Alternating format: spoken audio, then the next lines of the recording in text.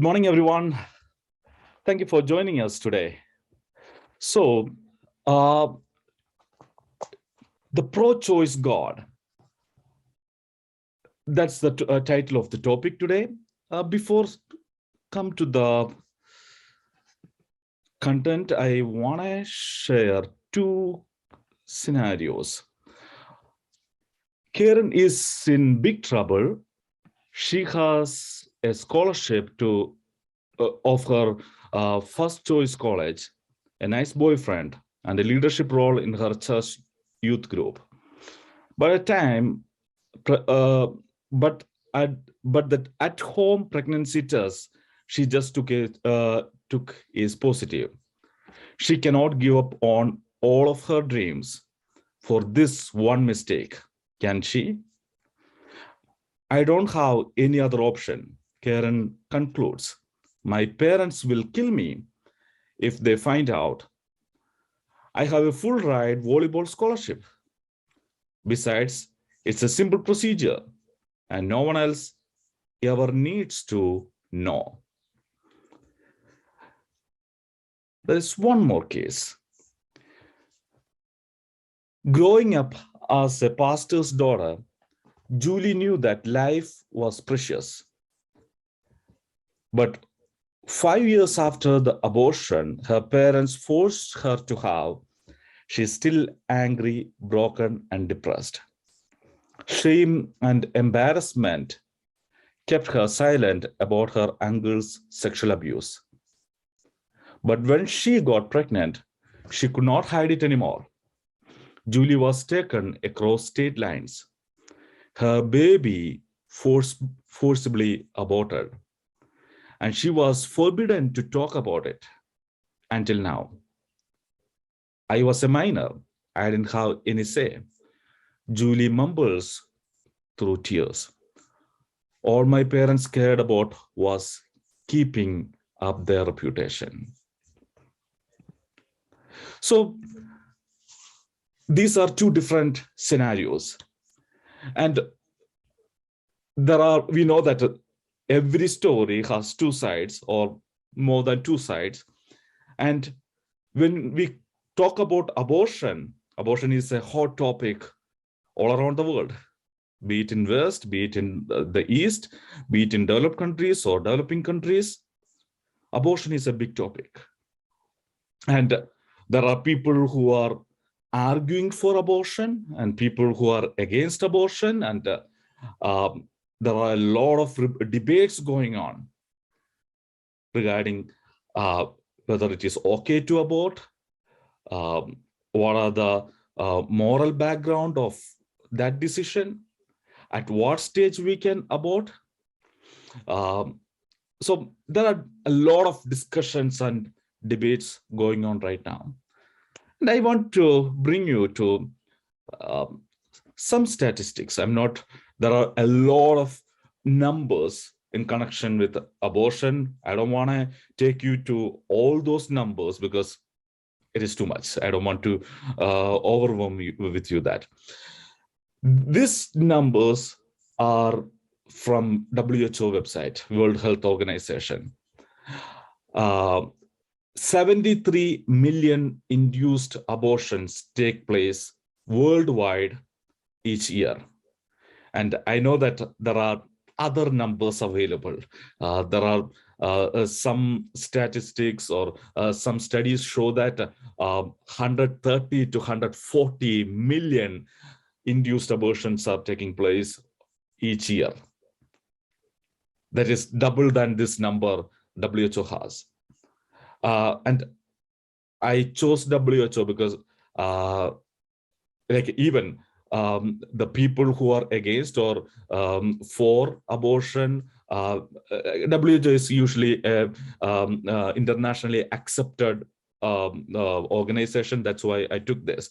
When we give the bigger number, people might say that, or people against or people for abortion say that that is an exaggerated number, which is double than this. Anyway, I thought, okay, WHO should be acceptable to most of the people. So that's why, according to them, 73 million induced abortion each year. And the next number is a little bit scary. 3 out of 10 of all pregnancies end in induced abortion. 3 out of 10. That is close to 30%. That's a huge number. And again, this is WHO number. If the reality might be different, reality might be a lot more than this.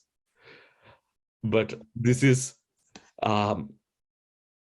worldwide accepted number. That's why I am quoting WHO numbers. So these numbers are huge. A lot of abortions. 73 million in a year, or that means 73 million more people in the world which are supposed to be there are no more there. And 3 out of 10 pregnancies, that's huge. So this brings us to or divides the world. These numbers and these debates divides the world into two: the pro-choice versus pro-life. And today we are going to discuss what does each side believe, and as a Christian, what is my choice? Like in that way, I would say I am pro-choice because I'm gonna present what is my choice. Anyway, what is pro-choice and what is pro-life? Pro-choice. These are the group of people who identify, the people who identify as pro-choice believe that everyone has the basic human right to decide when and whether to have a child.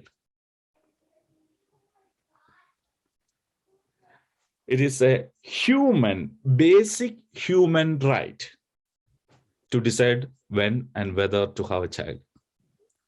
So just like water or shelter or clothing or safety, they consider the ability to make decision about abortion as a human right.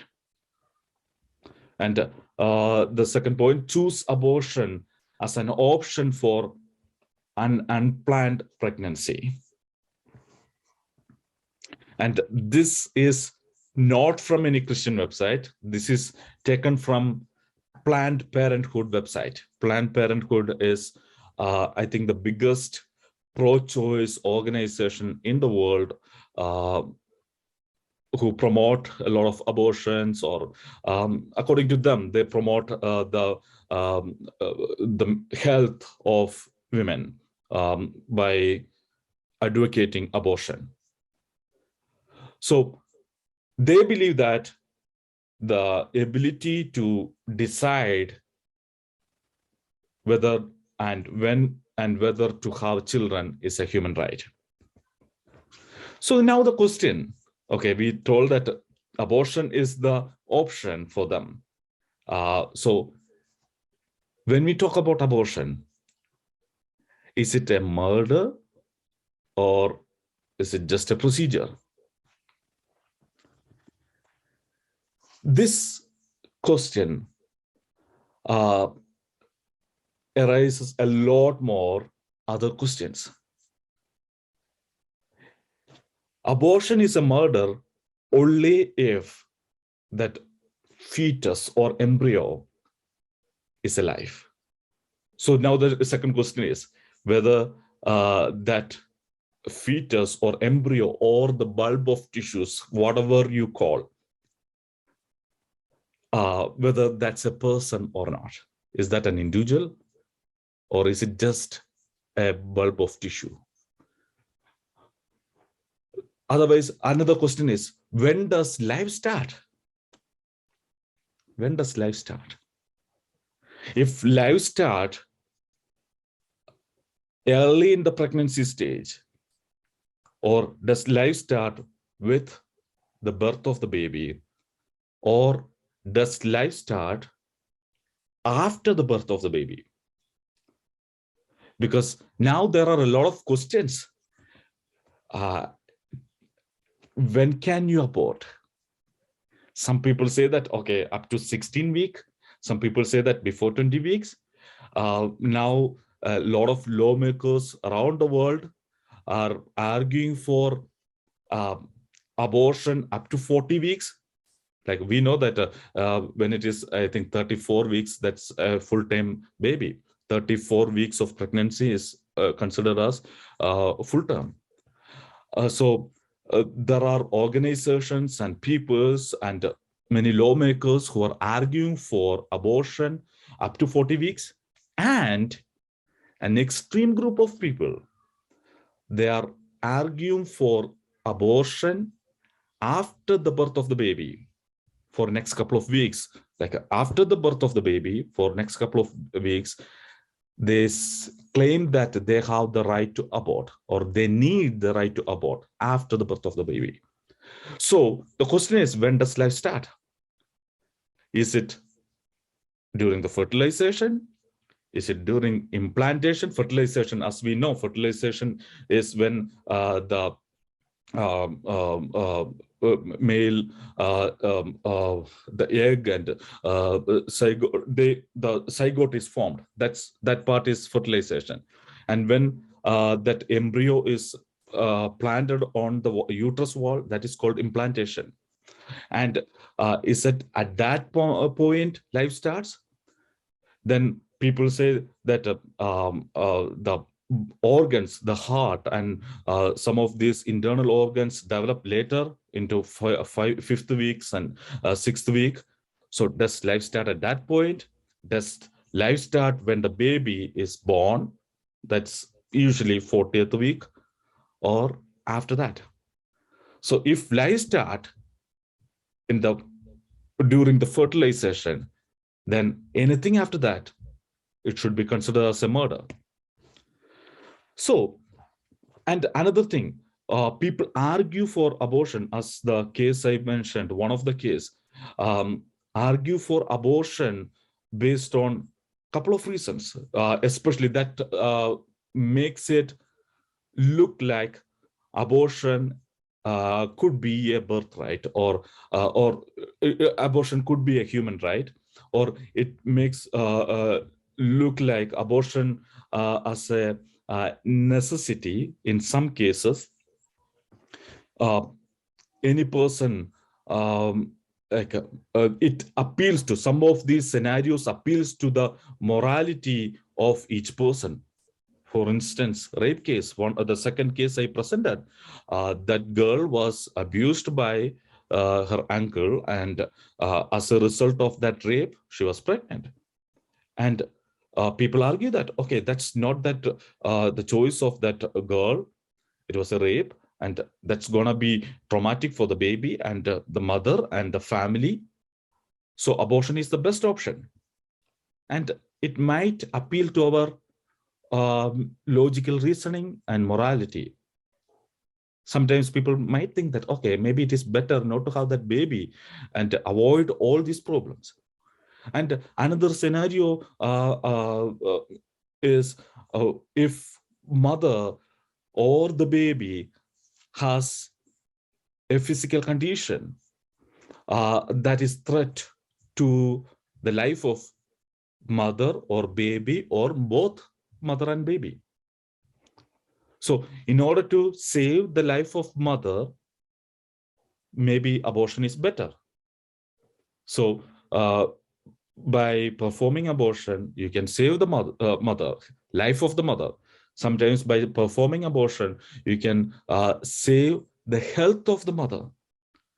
And in some other cases, if the baby seems to have physical or mental health issues, some of these genetic abnormalities and all, we can identify even in the pregnancy stage.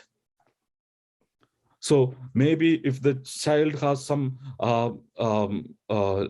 like untreatable disorder, it's better not to have that baby and leave that baby to suffer throughout his life. So some of these things might be appealing to our reasoning and our morality. That's why we need to, especially when they appeal it to the health of the mother and baby, we need to see the other side of the story. What is the other side of the story? 13.2 of maternal deaths can be attributed to unsafe abortion. 13% of maternal death. It's not just like during the abortion, out of abortion, 13%. It's not that statistics. Out of total maternal death, 13% is attributed to unsafe abortion. So if we say that abortion is to help the people there to save their life or to save their health, the other side shows that actually abortion is causing death among mothers. Estimates from 2012, it's 10-year-old, so the numbers will be much more than this. Anyway, estimates from 2012 indicates that in developing countries alone, 7 millions per year, 7 million women per year were treated in hospital facilities for complication of unsafe abortion. They are some of them at least trying to or arguing for abortion for the life and health of women. And here we saw that it is causing a threat. Abortion is causing a threat to the life of mother, and abortion is causing a threat to the health of mothers. 7 million per year are treated because of the complication of abortion. That is 10 years ago. Again, an older number. Estimates from 2006 show that complications of unsafe abortion cost health system in developing countries US dollar 553 million per year for post-abortion treatment. This is 16-year-old. The numbers will be a lot more now. And this is only in developing countries. So for the post-abortion treatment, these developing countries are spending $553 million. In addition, household experience US dollar 792 million in loss of income due to long-term disability related to unsafe abortion. So 553 million the health system is spending, and the families are facing about $922 million per year. That was 16 years ago. That means $1.5 billion people and the health system are spending because of unsafe abortion. So this is the other side of the coin. We know that a lot of people argue for, as the case I presented, the first case I presented, she got a scholarship. So there are a lot of better things. So in order not to sacrifice those better things, I choose not to have the baby. That's one side of the story. But there are a lot of other people, not out of selfish motives, thinking that they are helping, maybe even Christians, thinking that they are helping others to promote the life and health of women. And numbers show that it is actually causing threat to the life and life, health, and economy of people. There are a lot of myths about abortion. Some people say that it's a simple procedure. Life will resume on Monday. It is a simple procedure. It's just the removal of a group of tissues. So that's why the question about when does life start, that is important. So some people, at least in the pregnancy stage, life does not start, and it is a simple procedure of uh, removing a bulb of tissues. Then it's not a baby, it's a bulb of tissues. It is okay, abortion is legal. We know that there are, in different countries, there are a lot of things which are legal, which are morally not right. And most of the countries in the world, majority of the countries, abortion is legal. That does not make it right. My life will be ruined if I have this baby. So I choose to abort. It's my choice, my responsibility, my decision. That's another argument, as I told, based on the first case I presented. It is my choice, my responsibility, my decision. It is okay to have an abortion if there is something wrong with the baby. Maybe, as I told, sometimes the babies would have some kind of abnormalities, chromosomal abnormalities, or diseases or disorders. So it's okay to have. It's better not to let the baby to suffer. I am alone. No one cares about me. I don't deserve forgiveness. I knew it was wrong. So this is after abortion. Some people they choose to abort the baby, and after that they say, I don't deserve forgiveness. I knew it was wrong. I did it, so I don't deserve forgiveness. I got what I deserved. I did it more than once. This won't hurt. The pain will subside. It is my only option. He doesn't want the baby. It is okay in cases of rape or incest.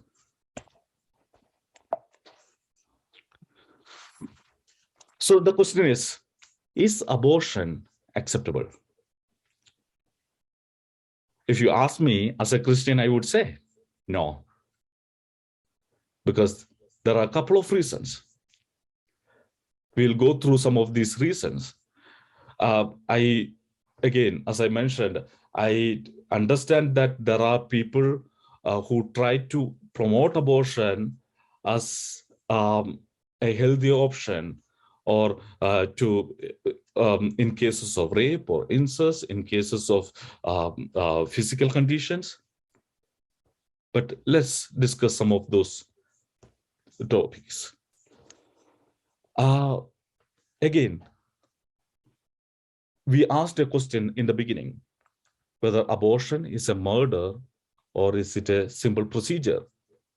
And while discussing that, we spoke about when does life start. So the American College of Pediatricians says that life starts at fertilization. Life starts at fertilization. So if that's the case, then any kind of abortion at any stage, that's a murder, because life starts at fertilization according to them. So this is the so-called science.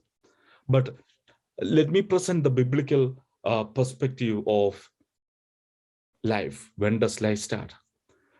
We can see that there are two ways life starts, two aspects of the beginning of life. One, we see that in the prenatal stage, it starts. Psalms 113, verse 15 and 16. My frame was not hidden from you when I was made in the secret place, when I was woven together in the depths of the earth. So it says that my frame was not hidden. So from that, we can understand that in the prenatal stage itself, it's my frame. It's not about that. It's not about the cells. It's not about the embryo. It's not about the zygote. Is it that my frame? So we can understand through the words of psalmist that in reality, the life starts in the prenatal stage. But in the perspective of God, we understand from the Bible that life starts even before. Life starts before even the fertilization happens. Life starts in the mind of God. Verse 16 of Psalms 139. Your eyes saw my unformed body. Your eyes saw my unformed body. Even before the body was formed, eyes of God saw me. Can you see it? Life start in the eyes of God, in the mind of God. So the debate is going on in this world, or in the scientific world, or in the world of that debate between pro-choice and pro-life about when does life start. Some say that life start at fertilization. Some says life start during the implantation. Some says that life start in the 5th or 6th week because the heartbeat starts at that time. And some says life start when the baby is born. And some says that life start even after that.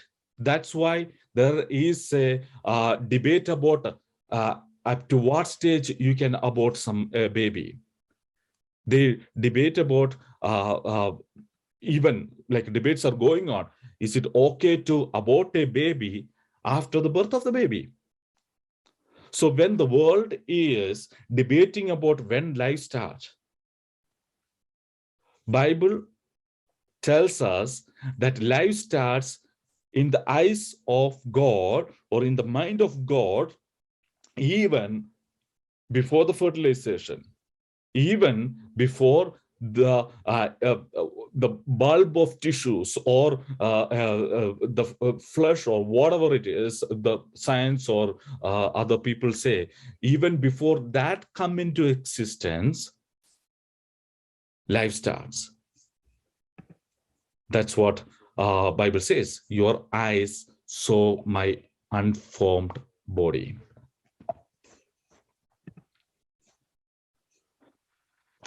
So another reason I say no to abortion. The first reason is life starts before our tissues are formed. So abortion at any stage is a murder.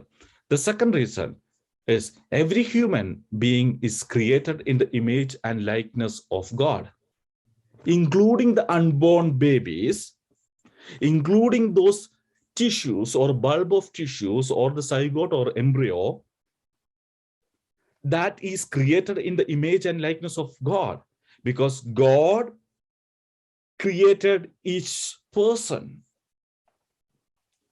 Even before we were born or even before we were conceived, God knew me. So he created me in the image and likeness of God.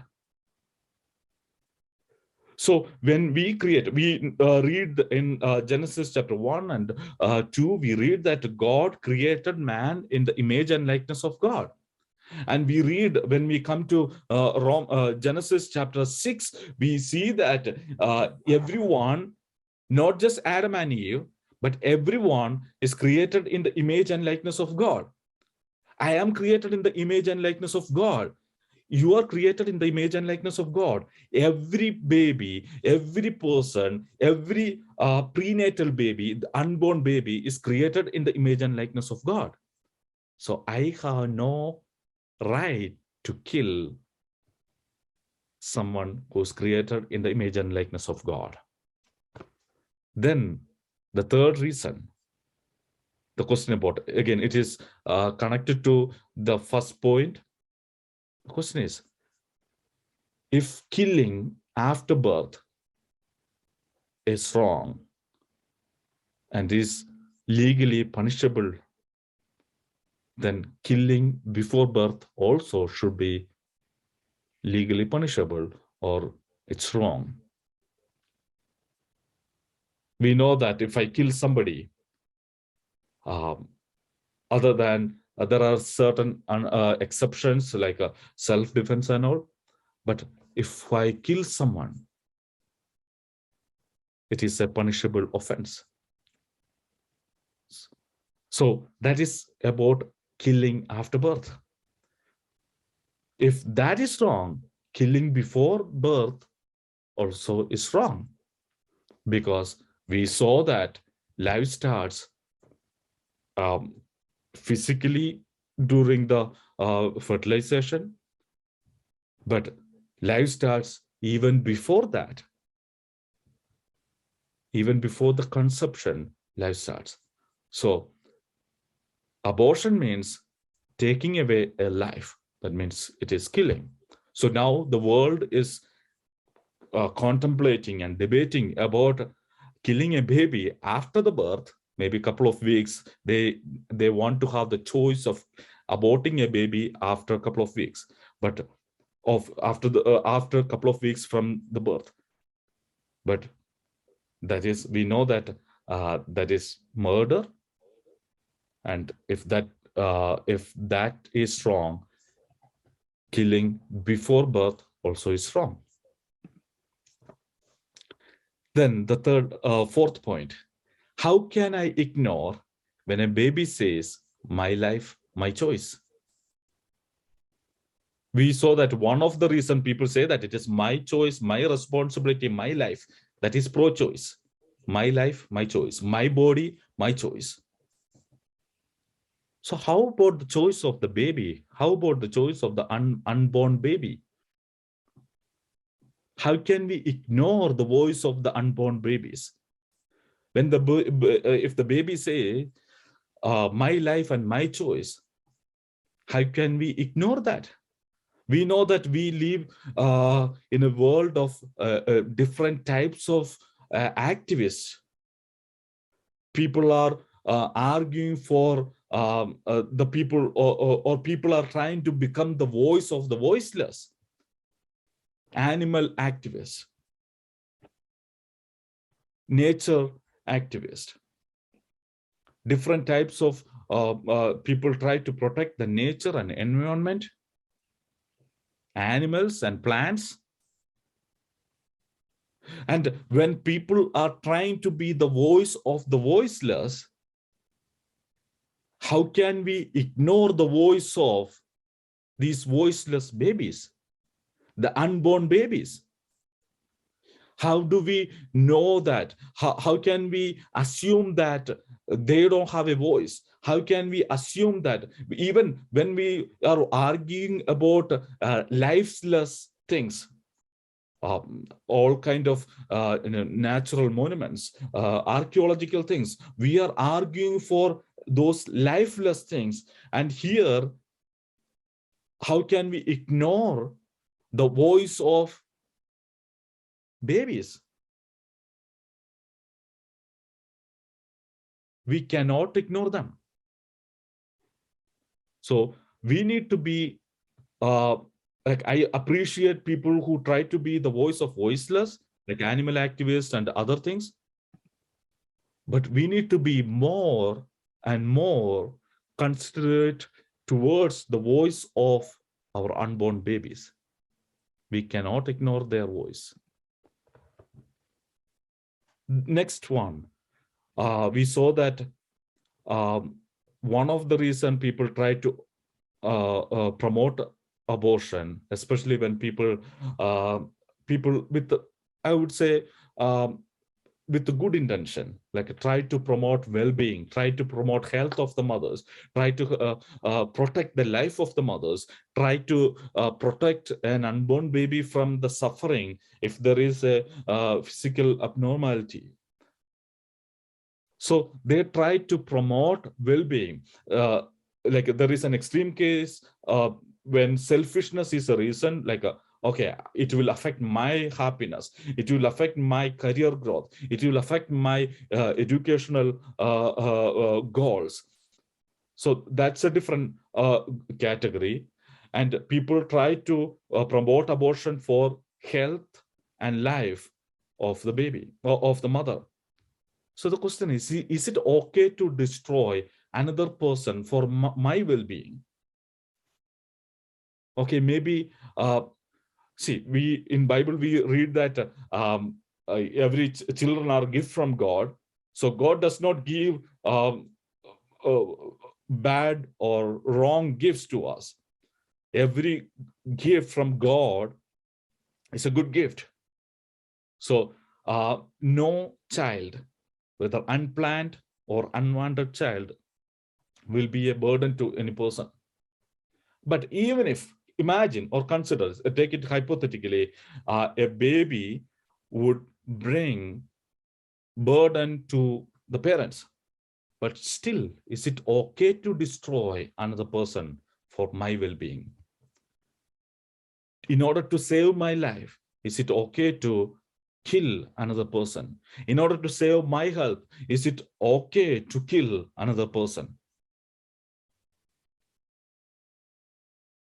I would say no.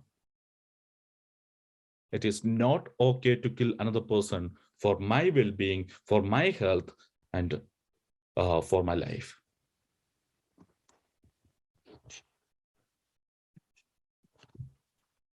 I would say I am pro-choice. I am pro-choice because I prefer the choice of the baby about their life. I prefer the choice of a baby about his life over the choice of a mother about another person. You can say that that baby is that mother's baby, but still it's a different person. Each person is a unique individual.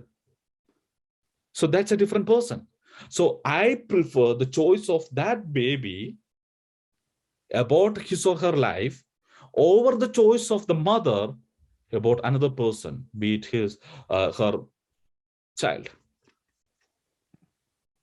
And the reason I prefer the choice of the baby, because I believe in the pro-choice God, a God who gave us the choice.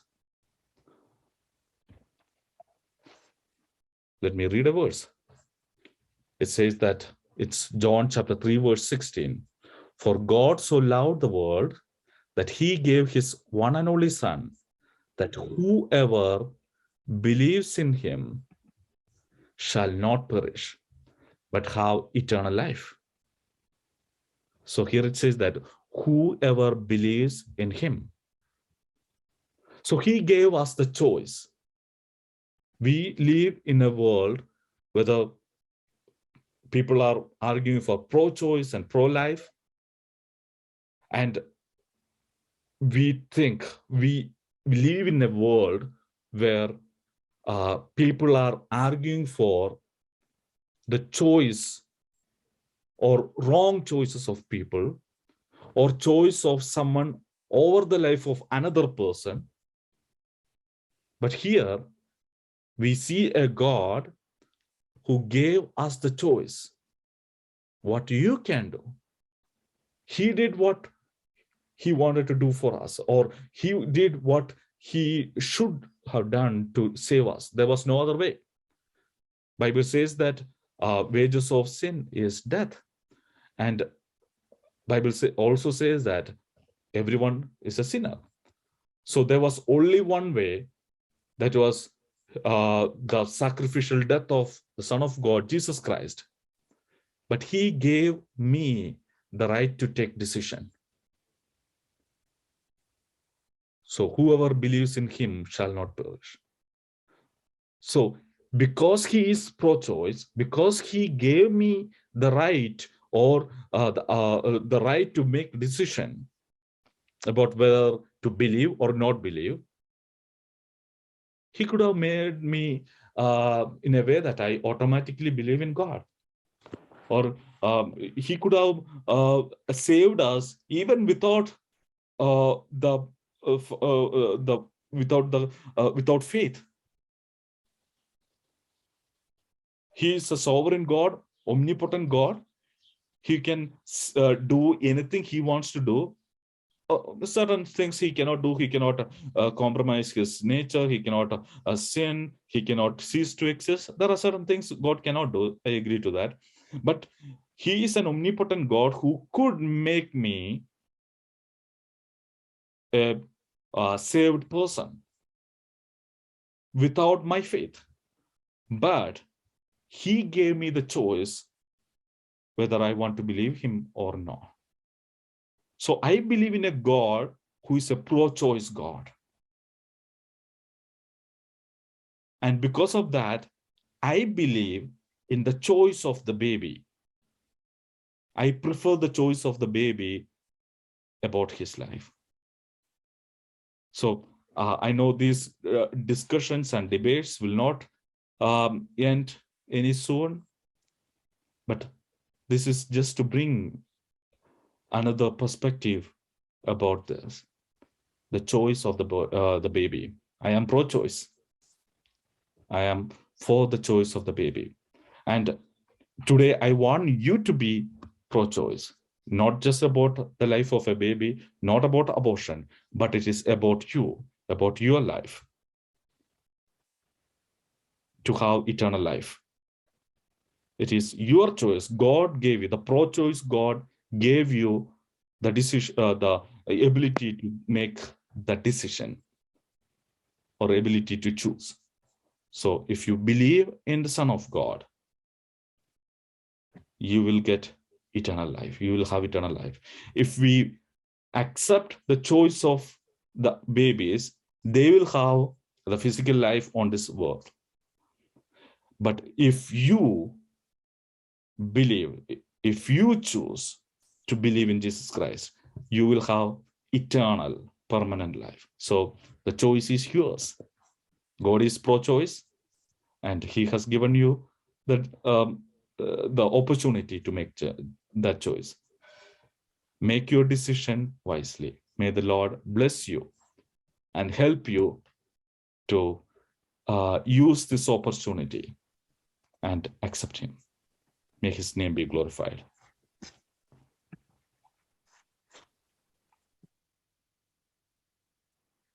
Thank you. Thank you, Sibin, very much. I think that Judith has gone, and I think it's my turn to take over the Q&A portion of the program.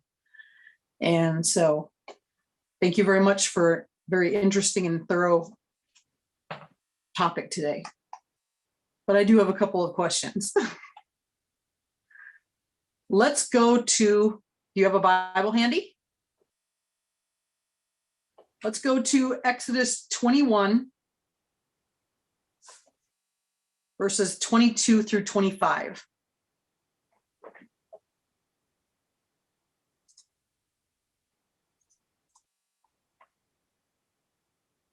Do you believe, or do you see here, how do you work this? Do you understand that the child, the injury listed here in verse 22, it says, I'll read from the, let's see, I'll read from ESV. How about that? English Standard. It says in 22, when men strive together or fight together and hit a pregnant woman so that her children come out, but there is no harm, the one who hit her shall be surely be fined, as the woman's husband shall impose on him, and he shall pay as the judges determine. But if there is harm, then you shall pay life for life, eye for eye, tooth for tooth, hand for hand, foot for foot, burn for burn, wound for wound, stripe for stripe. Do you consider this passage to be a testimony of the Lord against the killing of the unborn child? Yes, yes, it is very clear. If there is no, see, it talks about a premature birth, which would be a big problem in that time because of the lack of all kind of medical advances and other technology. So it is possible that the baby would, like a premature baby, the possibility of death is more. But here it says that if there is no serious injury, that means the baby is safe. But if there is a injury, again, it is considered as murder. Or if the baby, if there is no serious injury, the offender must be fined, whatever the one. If there is a serious injury, you are to take life for life. So that consider that at that stage itself, life is life. There were a lot of other information. See, one reason they say that it's just a tissue, a bulb of tissue, is that they think that a baby cannot live outside uh, the mother's womb after before certain time. But we see that uh, like we have a lot of cases at 19th week, babies were born, and the like I think the survival rate, like it was a baby survived normally was when the baby was born 20 in the 21st week. But there are cases baby was alive for 4 hours when the baby was born in 19th week. So that shows that even if it is 4 hours, 4 hours baby could live outside. That means baby can live, that baby has life. And here it says that it's life for life. So that says that that baby has life. Even the premature baby has life. That's why it is said that life for life. Let me play devil's advocate for you, because I know somebody will, somewhere in the world, they will play devil's advocate and they will say, no, the Bible's talking about if there's any injury to the woman, that if the woman is not injured, then there's a price to be paid. But if there's serious injury to the woman, then you have these effects take place. How would you respond to that?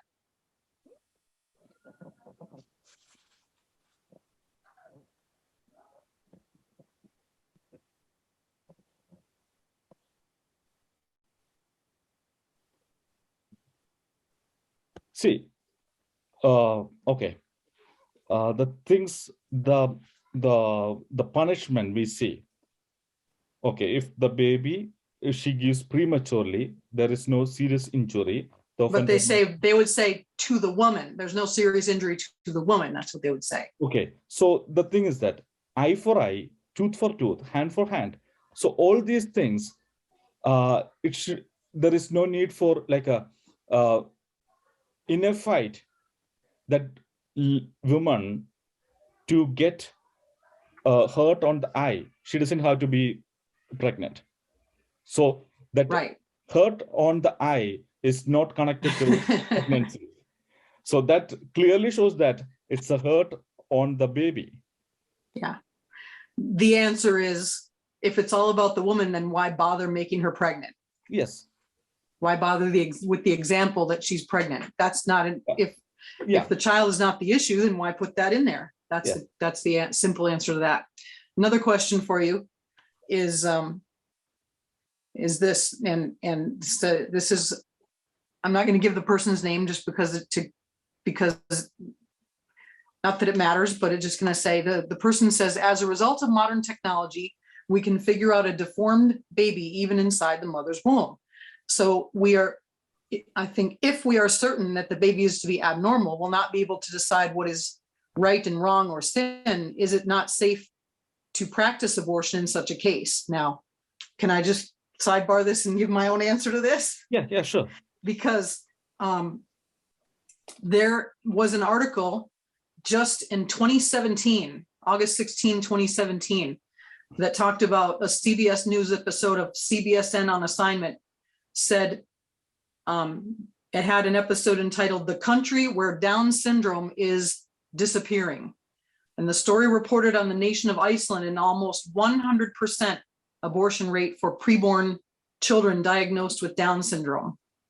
It says, since prenatal screening tests were introduced in Iceland in the early 2000s, the vast majority of women, close to 100%, who received a positive test for Down syndrome terminated the pregnancy. Using an ultrasound blood test in the mother's age, the test determines whether the fetus will have a chromosome abnormality, the most common of which results in Down syndrome. Children born with this genetic disorder have distinctive facial issues and a range of developmental issues, it goes on. Many people born with Down syndrome can live full, healthy lives with an average lifespan of around 60 years. Now it says Iceland sees only about 2 children a year born with Down syndrome, whereas in the United States, about 6,000 children are born annually with Down syndrome. And the test is not perfect. It's only 85% accurate.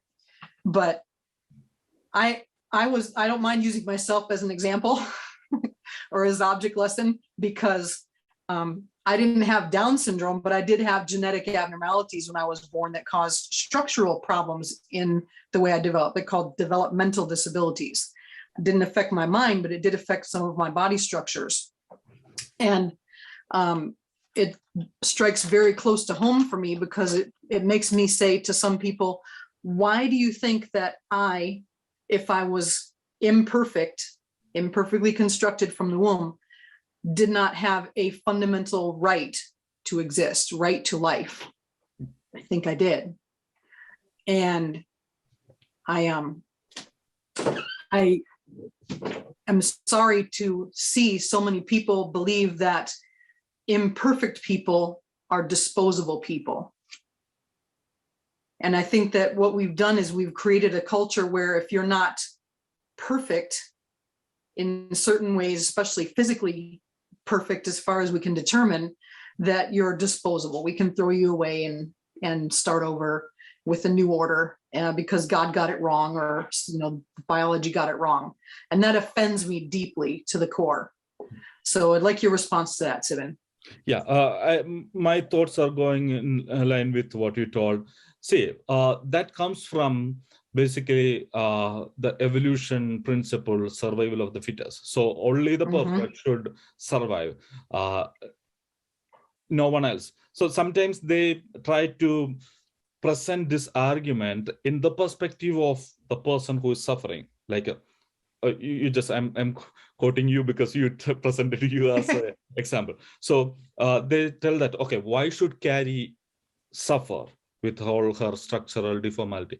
But see, okay, it would have been like, I would not suggest that, but see, it would have been a better argument if Carrie says that, why should I suffer because of my abnormality? But here, someone else is saying that, I am saying that, why should Carrie suffer? So I'm going to kill Carrie. that does not make sense at all. And that's the hypocrisy or the double standard of the world. We are trying to protect everything that is weak, or all the endangered species, or all kind of, we are trying to bring them back, and we are trying to protect the nature. We are trying to use more water energy, green energy, to save the nature, and we are trying to protect the animals. And that's why I used we are trying to be the voice of the voiceless. And what about the people? What about people whom we can communicate, whom we can relate, who shares the same thought pattern and emotions? Like, just because they have some abnormalities or problems, how can we decide? And that's just one aspect. Second reason, see, in a lot of cases, people who thought that, okay, in the prenatal stage, okay, they will have these problems, and they will not survive after like more than this many days or years. And we know that many of them came out without any issues. So, okay, there are technologies, and we can understand some of these genetical problems to an extent, but that's not 100% accurate. So that's another reason. Then the third one, how can we say that? Okay, imagine the people are like, some people are like really, okay, consider in the financial or any other way, they're a burden to the society. I know that I'm being very rude, but just I'm trying to present the worst case scenario. They are burden to the society, but like it's a group of people in the norms. They are burden to the society, brought a lot of good things, innovations, and good things to this world. Look at Stephen Hawking. Like if we see, if we consider all these arguments, he is a burden to the society. He cannot talk properly, he cannot walk, he cannot do anything. And his contributions to the world of science. I'm not saying that I agree with everything he said. I know, I don't either. He turned Yeah. out atheist, but anyway. But that doesn't mean that we can ignore his No. contributions to the scientific world. There are so many other people, like Carrie, how much you are doing for the glory of God compared to a lot of people who are perfectly healthy. So it's not about me, it's about the Lord who enables me, who strengthens me to do things. So it's about the God. So if we consider that part, I have no reason to think about, even consider some of these abnormalities, and that as a reason for abortion. So there are so many examples, so many people who could be viewed as a burden to the society, contributed a lot more than other. Okay, the last point in this. Okay, if we think about only, okay, people talk about, okay, being the advocates for people who have abnormalities and care for their suffering. If that's the case, many of us should be killed now. I have very high triglyceride. That's the floating cholesterol in our body. The normal should be less than 150. 1 year ago, mine was 2000. So it is very high. So I'm on high dose medicines. And the result of that is, now it is better, but the result of that high dose medicines, severe muscle pains throughout the day and extreme fatigue. Mhm. Evening by 5 o'clock and all, I'm done. I have to come take sleep for at least 2 hours and then get up and function. That's how I work right now. But if we consider the suffering, these so-called pro-choice people should kill me because I am suffering. So if we try to kill everyone who is suffering, I don't know what would be the condition of the world. Mhm. So there are a lot of people suffering because of the physical and mental health. So should we kill them all?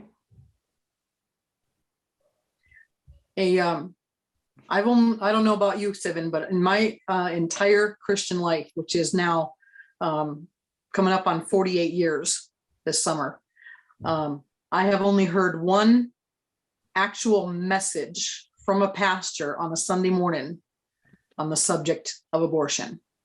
One. But with gratitude, I was there and I took copious notes. And one of the things that he said was that children are the most important creatures in the world in God's sight. Leaving the Bible out and considering the many horrible conditions into which many children are born, it would be easy to conclude that they are simply the result of a biological process. But we know that God rules and controls the birth of children. He is sovereign. So children are not a handicap or a drain on our resources, any one of them. Whether they're normal or physically handicapped or mentally handicapped or what. They are the greatest gift to a person apart from salvation. And one of the things he says there, he says, so if children are a gift, do we have the moral right to limit their appearance on the scene? And here's he says his opinion. If a person were living right in the center of God's will, and if he or she were walking by faith every single minute of every day, and if the conditions today were the same as they were at the beginning of creation, any husband and wife could leave the issue entirely up to God. And some people are there. We should never be critical of couples who have that kind of faith. But many people, pastors included, are not always in the center of God's will. When we all get to heaven, many of us may find that we've missed out on some blessings because we didn't have the right kind of faith in this area.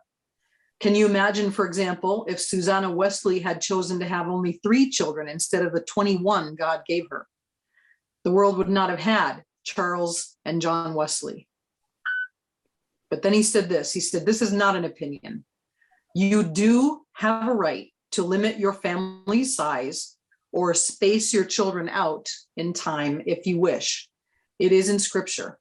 Again, we may be missing out on some blessings, but it is our choice. As long as we're not using a form of birth control that stops the process of development after conception, that's the main thing. Any birth control method that prevents conception is 100% fine. You can use those. But once conception has begun, that's a new human being and has a right to life. So he says, God has an individual will for every one of his children, and God can provide for every child that comes into a family. Seek God's guidance together with general ideas. God knows the future, and he can give you wisdom. I thought those were good thoughts. Let's see, I'm going to check the chat once again, see if there's any more questions.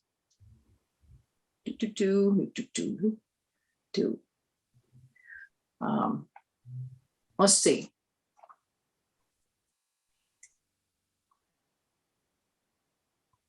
I didn't see any other questions.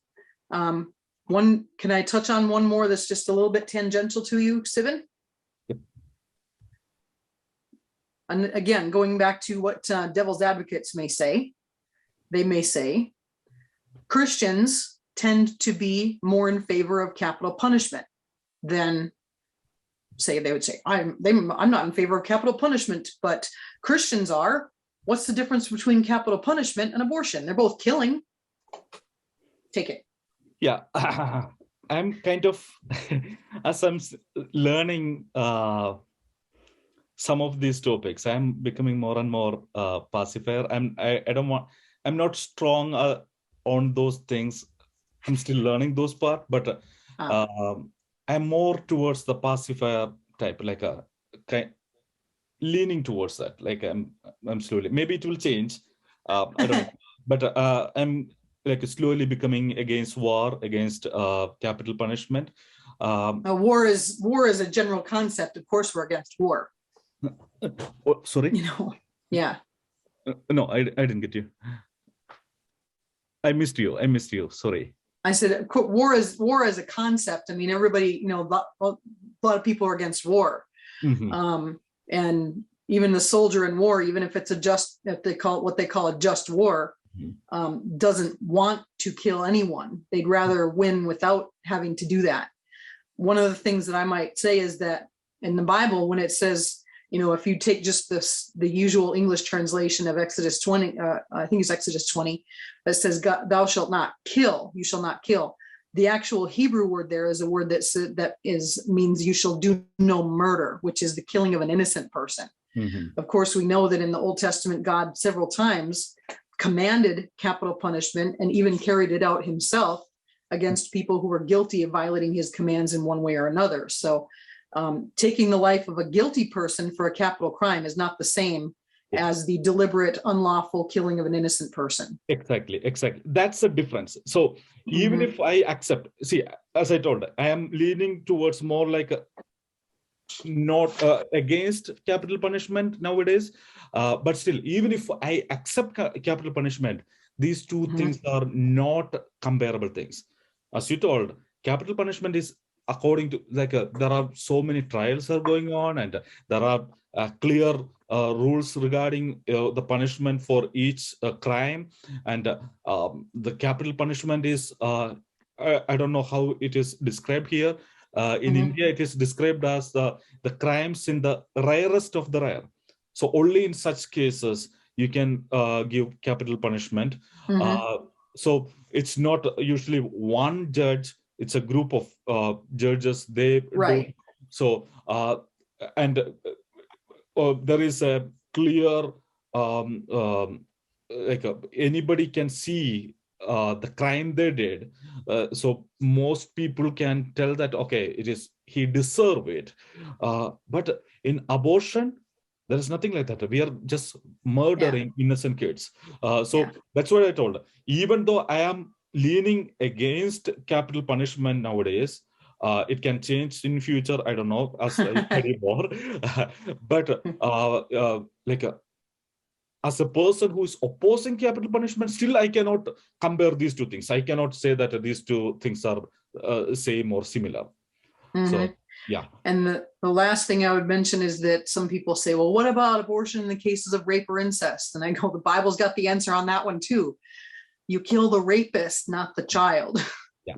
The guilty person is the one who deserves to die. And that's in the Bible, and not the innocent child. So thank you, Sibin, very much.